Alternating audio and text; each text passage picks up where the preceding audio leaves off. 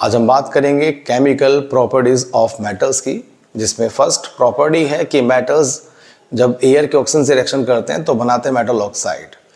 तो जैसे कि आप देख सकते हैं सोडियम और ऑक्सीजन रिएक्शन करते हैं तो बनाते हैं सोडियम ऑक्साइड, और ये रिएक्शन जो है रूम टेम्परेचर पर ही हो जाती है। इसमें हमें सोडियम मेटल को बिल्कुल भी हीट नहीं करना होता है क्योंकि सोडियम बहुत ज़्यादा रिएक्टिव मेटल में आता है।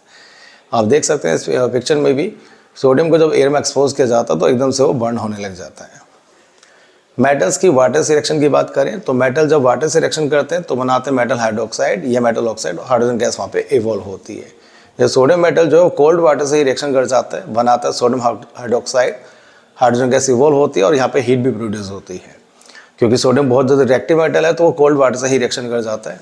क्योंकि आयरन जो है रिएक्टिविटी सीमा थोड़ा नीचे आता है तो ये वाटर की किसी भी फॉर्म से रिएक्शन नहीं करता, ना कोल्ड से ना हॉट से, तो ये स्टीम से रिएक्शन करता बनाता आयरन सेकेंड हाइड्रोक्साइड और हाइड्रोजन गैस को इवॉल्व करता है।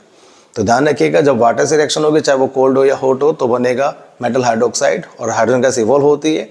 लेकिन जब स्टीम से रिएक्शन होती है तो बनता है मेटल ऑक्साइड।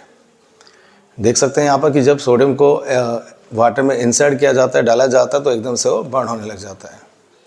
मेटल्स की जब डाइल्यूट एसिड से रिएक्शन होती है तो वहाँ पर मेटल सॉल्ट बनता है और हाइड्रोजन गैस प्रोड्यूस होती है। सोडियम और हाइड्रोक्लोरिक एसिड जब रिएक्शन करेंगे तो बनेगा सोडियम क्लोराइड और हाइड्रोजन गैस वहाँ पर इवॉल्व होती है। तो इसमें भी रिएक्शन में भी आप देख सकते हैं किस तरीके से मेटल और डाइल्यूट एसिड आपस में रिएक्शन करके हाइड्रोजन गैस को इवॉल्व करते हैं।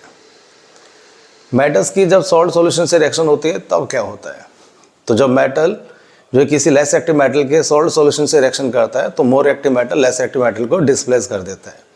इस रिएक्शन में भी आप देख सकते हैं कि कॉपर सल्फेट और जिंक की जब रिएक्शन होगी तो जिंक कॉपर से ज़्यादा रिएक्टिव है, तो जिंक कॉपर को डिस्प्लेस कर देगा, बनाएगा जिंक सल्फेट और कॉपर वहाँ पे सेपरेट हो जाएगा। मेटल्स की जब क्लोरीन से रिएक्शन होती है तो बनता है मेटल क्लोराइड, जिसको हम नीचे में आयनिक क्लोराइड कह सकते हैं। जैसे कि सोडियम और क्लोरीन रिएक्शन करेंगे बनेगा सोडियम क्लोराइड। सोडियम क्लोराइड एक आयनिक क्लोराइड है क्योंकि ये सोडियम आपका पॉजिटिव आयन बनाता है, क्लोराइड नेगेटिव आयन बनाता है, और उनका जो कंपाउंड होगा वो आयनिक कंपाउंड कहलाएगा। इस पिक्चर में भी आप देख सकते हैं।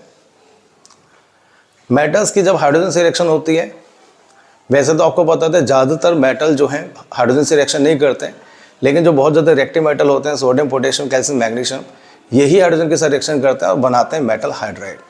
जैसे कि सोडियम और हाइड्रोजन जब रिएक्शन करेंगे तो बनेगा सोडियम हाइड्राइड, और ये भी एक आयनिक हाइड्राइड है क्योंकि इस रिएक्शन में जो आपके मेटल्स हैं वो पॉजिटिव आयन बनाते हैं और हाइड्रोजन जो है इलेक्ट्रॉन्स को एक्सेप्ट करता है फोर्सफुली, तो वो नेगेटिव आयन बनाता है। दैट्स वाई इनका कंपाउंड आयनिक कंपाउंड बनाता है। तो ये थी केमिकल प्रॉपर्टीज ऑफ मेटल्स।